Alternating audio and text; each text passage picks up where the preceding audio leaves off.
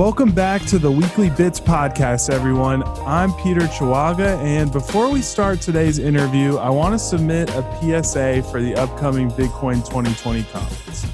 It's going down in San Francisco on March 27th and 28th. It's set to be a massive event that celebrates Bitcoin's culture while also diving into the technical stuff too. Speaker lineup has been growing pretty quickly. It already has renowned cryptographer Nick Szabo and legendary skateboarder Tony Hawk, but some other big names have been released as well. There's going to be a big block party.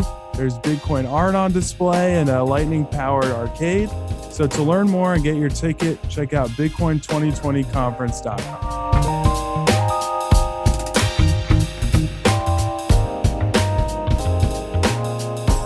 Okay, so for today's episode, I am joined by Vlad Costea. You'll recognize him from his Bitcoin Magazine byline, his video interviews, and maybe some spicy tweets. How's it going today, Vlad? Not very well with spicy tweets, but otherwise it's okay. All right, good. Maybe this gives you a break from Twitter for a little bit. Could you actually remind listeners and me where you're calling in from? I'm in Romania right now. Mm-hmm. What city? Are you trying to dox me, Peter? Not trying. Don't need a specific address, but listeners may notice you sound like you're calling in. We'll leave it at Romania if that's what you're cool with. I'm in the Bucharest area, so there are like 2 million people living in that city, so it gives me the right amount of plausible deniability. Perfect. And can you tell me a little bit about what the kind of like Bitcoin community is in Bucharest? Well, at first I thought there isn't much happening, but actually next week I'm invited to speak at an event which is called Blockchain Meeting or something. But somebody saw my articles about hardware wallets and they want me to talk about them and explain how they work. And I'm actually planning to present to them the whole concept of supply chain attacks and how they should be very careful when it comes to receiving these devices and putting too much trust into them.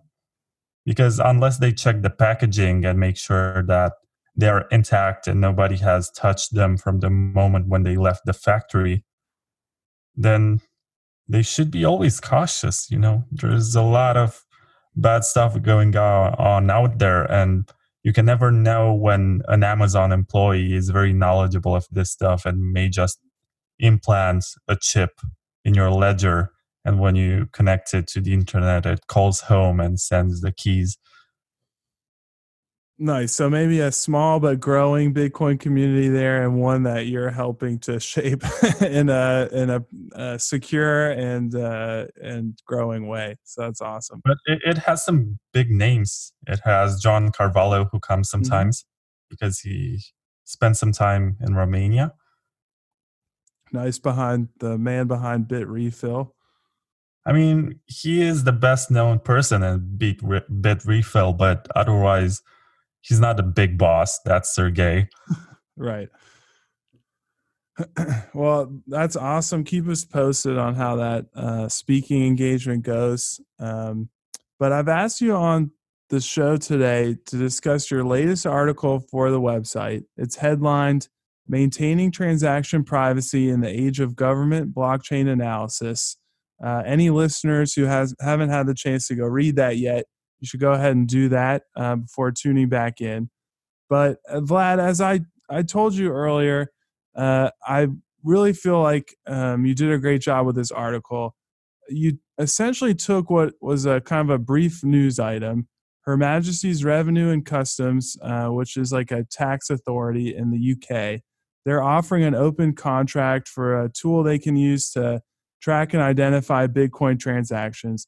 You kind of took that news and you asked a much broader question, sort of about the growth of governments utilizing blockchain analysis and what that means for Bitcoiners, and particularly Bitcoiners who, want to protect their privacy, pseudonymity.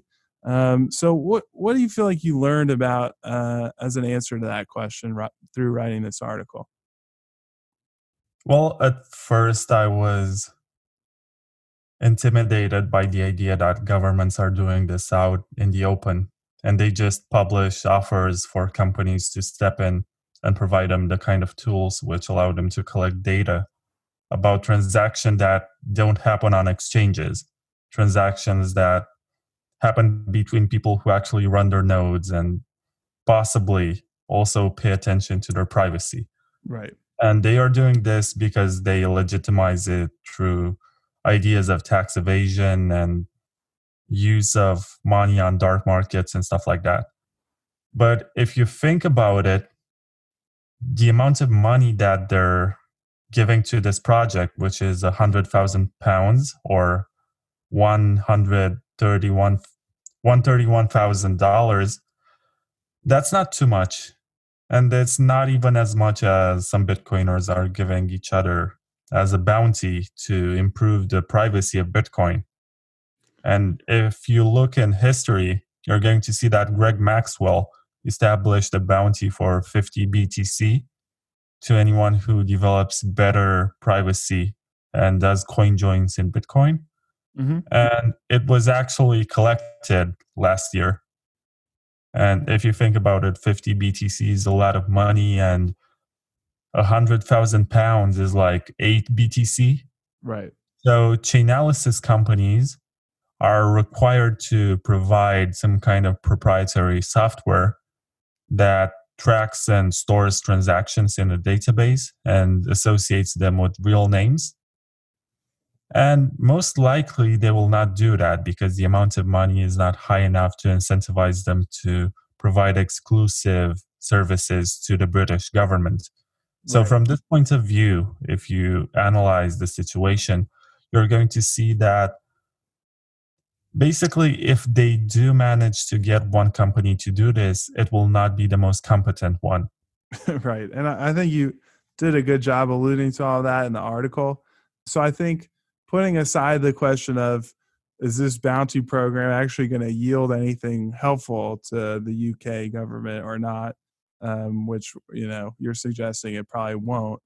I think, but as you also said in your answer there, it's like a little bit maybe scary or kind of eye opening that this bounty even exists, and sort of to me suggests that governments and law enforcement officials are going to are looking at employing blockchain analysis more regularly maybe. Did you get that sense as well? I remember when I was in Paris last year and I spoke to a guy from Scorechain, which is a blockchain analysis company. It was actually funny because he told me that he doesn't own any cryptocurrencies except for Monero. Right. Like, the guy knows what he's doing. And if you look up his record, he has been into Bitcoin since 2012 or something, and probably saw an opportunity to switch on the government side when the time was right. Mm-hmm. And he actually was speaking about tax evasion as something that he's trying to prevent and stuff like that, and that he wants to work for the government. So I heard on the side of somebody who provides services that he's willing to work with governments. But on the other hand, I know that blockchain analysis services are costly. It's not very simple to develop this kind of technology. And governments usually, when they work with you, they're going to ask for the technology to not be shared with somebody else Right. so they can have the exclusive access to that kind of software that you developed. And when you, as a government, want to take tax evasion seriously, you probably want to give out more money than £100,000 because that's not really much. If you think about it, that's like £8,000 a month, which is still a nice salary for one person in London. But if you want to employ a whole team of programmers who work for you full time and develop very competent software that allow you to get the data that you want to track tax evaders and criminals, then you're going to want to put more money than this. But I can understand from the perspective of governments that they don't want to put too much money into this, as it can cause some kind of scandal among taxpayers. You're going to be like, why would we want to pay for this? Right. It's just a small number of people who do this. It's not quite a priority. There are people who don't use Bitcoin at all and do tax evasion. And most likely, they have much more money to pay to the authorities as opposed to Bitcoiners. So, why do you spend so many resources on this niche? So, it makes sense for them to be conservative and try not to give a lot of money. But if they approach it like this, it comes with the risk of developing something which is not very secure. And if they do manage to track some data and collect it, then it's not going to be secure, which means it can be hacked by third parties. Yeah. And if that happens, there's going to be a list out in the open of British Bitcoiners who own certain amounts and do transactions. And that's like a honeypot. It turns them into targets. Right, and that probably, I'd guess that'd be the scariest part of these type of bounty programs coming out. Partially, yes, like so that's the scary part for even legitimate Bitcoin users, I feel like. So there's some level where I can understand they want to um, stop tax evasion, stop, illicit uses of Bitcoin. But if they potentially lump in people who are using Bitcoin legitimately, track their transactions and create some sort of honeypot that gets hacked, I mean, that's like maybe truly the scary part. So that kind of leads into my next question too, which is you get into this and more like the second half of the article. You do solicit some advice about ways to protect your privacy, but they're really like, as you say, kind of power user tips. These are not super easy privacy methods to employ.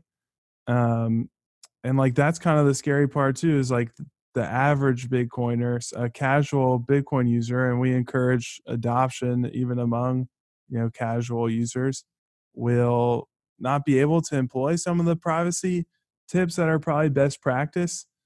Do you feel like those privacy methods are going to get a little bit more user friendly in the near future, Vlad? I think they are very user friendly right now if Hmm. you download Wasabi Wallet. Yeah. And I'm not getting paid to promote them or anything. But the moment when I saw it, I was just so impressed because it has all the features under a very friendly interface. Yeah. You just navigate the sections like you're using some kind of internet browser with tabs, and everything is in there. When you generate a payment address because you want to receive some bitcoins, it makes sure that you will not reuse it. So you copy it and then it disappears and you send it to whoever is about to send you bitcoins, and that's it. And if you generate another one, there will be another one. This is the best way to maintain your privacy without making mistakes. In Yeah. Bitcoin Core, for example, in the client, you can actually make the mistake of pasting an address that you used in the past. And unless you pay attention and are always cautious with this, you can mess up your privacy. And the fact that it has Tor by default, which means it conceals your IP address, that's also one of the most important features because transactions can be associated with your IP address, and the IP address is associated with your ISP, and the ISP has clear data about who you are, and even if you paid for your internet service this month. So there's that. Yeah. With your IP address, you can be tracked, and anyone, even if it's not the government, it can be somebody who just wants to extort bitcoins from you.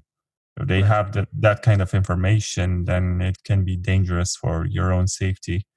Yeah. So maybe what I'm more trying to get at is I just feel like there's a hurdle encouraging the kind of Bitcoin user who buys it on Coinbase and leaves it there to the someone who's willing to take just that extra step that, as you say, it maybe isn't really that hard, but for some reason I feel like, I mean, this might just be my opinion, not enough people are doing it, and just go that extra step to utilize Wasabi Wallet. which makes some of these privacy, um, extra privacy layers like fairly easy to use. I mean, it's delicate with Coinbase. I know that it's just one example, and there are Right. lots of other exchanges that find themselves in the same situation. But Coinbase happens to have a very good record, which works in its benefit. Right. It wasn't hacked up to this point, which doesn't mean it cannot be hacked, but it just has ease of use and a good record, so people just trust it by default. And that's going to be difficult because, on one hand, if they really do have that kind of advanced security, then it's very hard for third parties to get information about how many Bitcoins you own. But on the other hand, the government can get that information whenever they want. So if you want to be absolutely private, then you'll want to move your coins out of Coinbase Right. if you don't trust your government. If you're just okay with trusting a business and you don't mind that the government knows every transaction that you're doing, which is Orwellian, and even if you think you have nothing to hide, you're just paving the way for this type of surveillance society. Right. It's just a good idea to become financially sovereign when you feel ready. If you have been around and you have been using Coinbase for a few months and you know how a wallet works, Right. then maybe you should try something a bit more advanced and not use large amounts. Just see how it works, get adapted to it, and possibly just get Wasabi on your computer. Right. There's no mobile version, but it just works so well and it's a nice design. I think that's the advantage of it.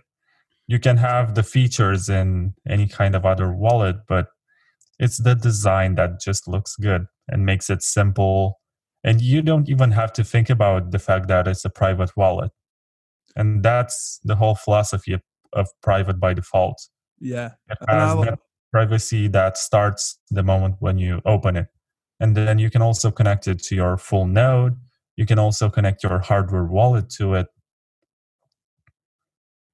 Yeah, and I love that that answer right there. Because I was thinking what I was going to ask is, okay, Vlad, we encourage privacy, but like for instance, if I got my grandma to buy Bitcoin on Coinbase, even if she was just keeping it there, I would say that that was a big adoption win, and I'd be really proud of her.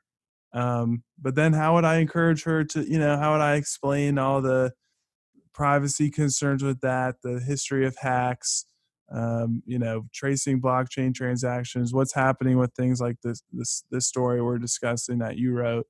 But I think that advice, I love it. Get her on Coinbase this month, and then next month we can have another session where I maybe show her what Wasabi Wallet looks like, or start to have some of those privacy discussions.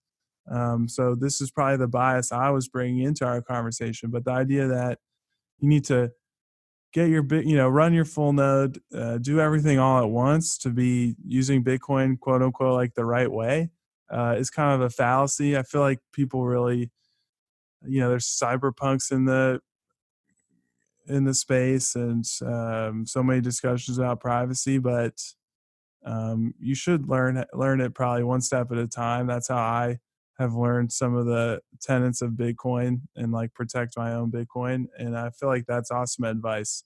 Maybe just take it a little bit slowly. Good to get your Bitcoin however is the most user friendly way in the first place. And then when you feel more comfortable with that in a little bit of time, start to add some of those privacy layers. And that might be how we get people to be using it in a more sovereign way. Yeah. I mean, it can be frightening in the beginning. Right. Just the idea that you can lose everything by your own mistake Right. and you That's have to protect yourself from yourself in the first place. exactly. It's the beauty and curse of Bitcoin, probably.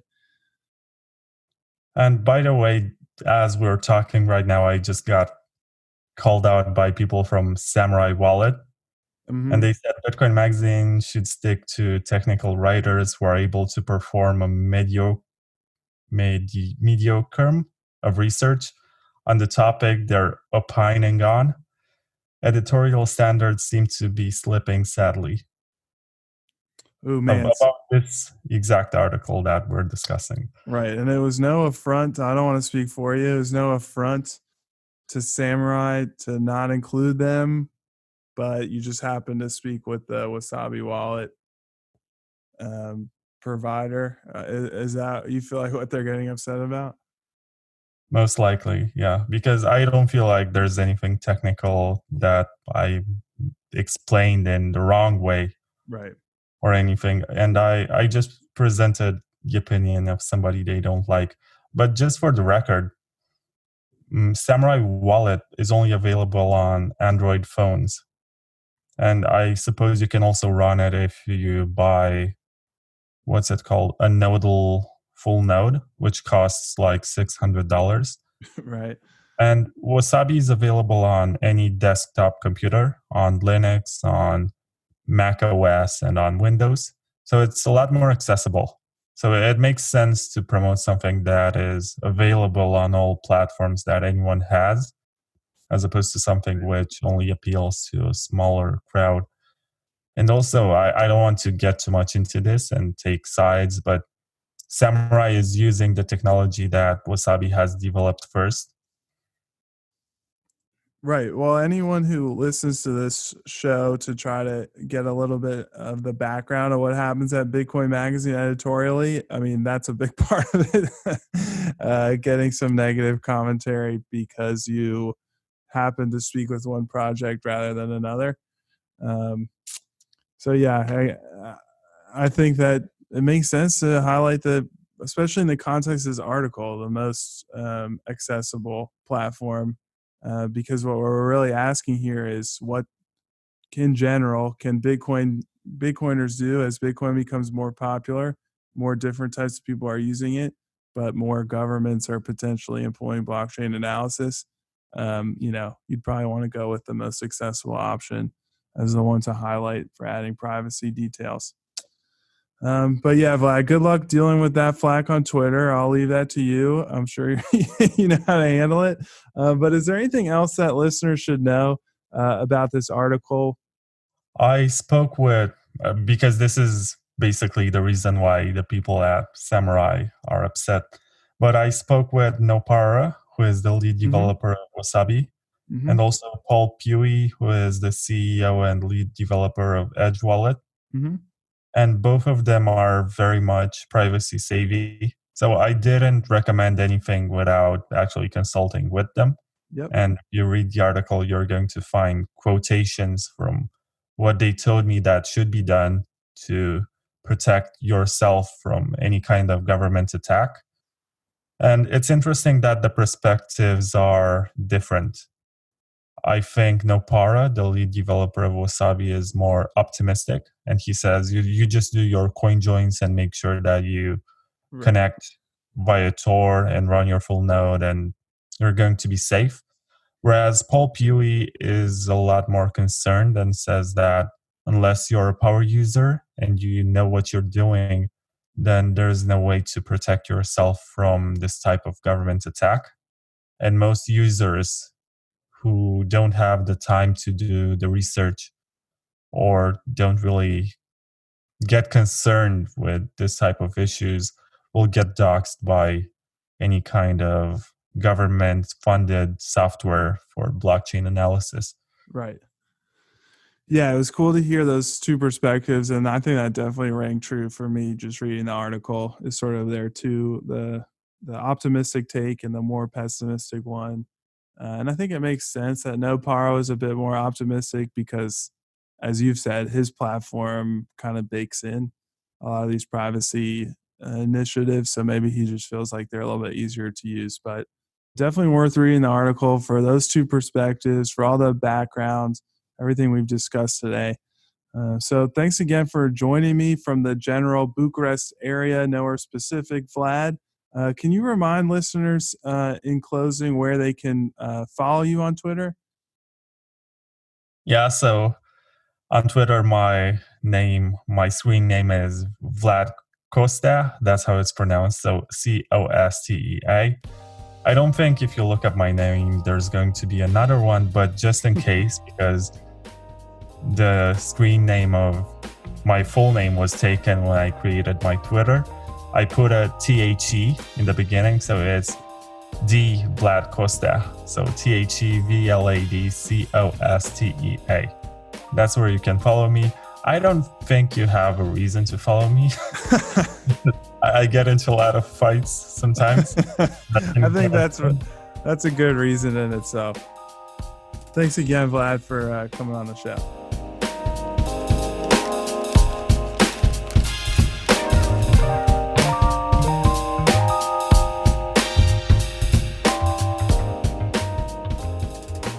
The Bitcoin Magazine Weekly Bits podcast is a BTC Media produced podcast on the Let's Talk Bitcoin network.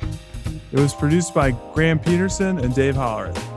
You can find more engaging podcasts over at letstalkbitcoin.com, and you can follow them on Twitter at the LTB Network for all the latest episodes. Thanks for tuning in, and we'll see you next time.